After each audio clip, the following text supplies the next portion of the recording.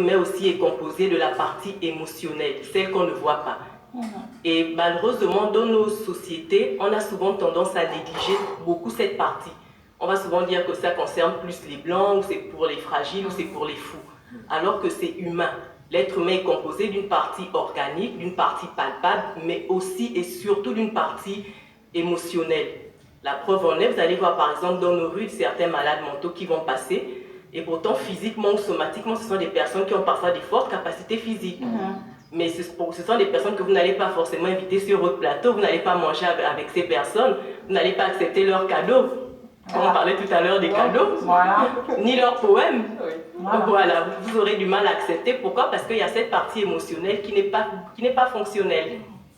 Et donc, il est important de comprendre surtout cette nécessité ou cette réalité que l'être humain est composé de la partie émotionnelle et de la partie organique ou somatique. Et donc, c'est important de prendre en charge ces deux fonctions, c'est-à-dire la partie psychologique et la partie organique.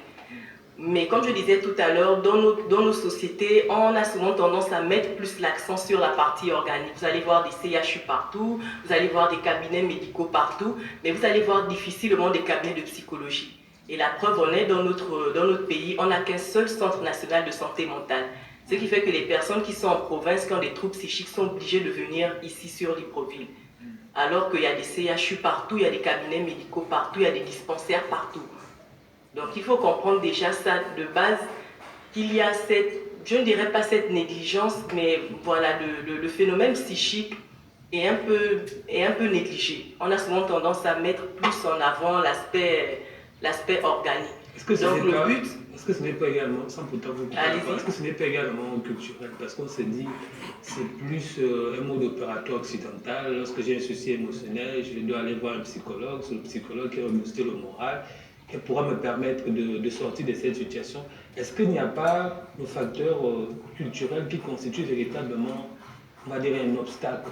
Bien sûr, il y a une forte interprétation culturelle parce que souvent en Afrique, on a tendance à relier la partie qu'on ne voit pas, donc émotionnelle, au domaine mystique ou religieux. Voilà pourquoi lorsqu'une personne a des problèmes psychologiques, on va souvent l'emmener chez les praticiens ou dans des églises. Parce qu'on interprète beaucoup le côté émotionnel par le domaine mystico-religieux. Et ça, et vous allez voir même les sociétés occidentales aujourd'hui qui considèrent la psychologie au même titre que la santé, on va dire la santé organique. Ces sociétés occidentales, dans le Moyen-Âge,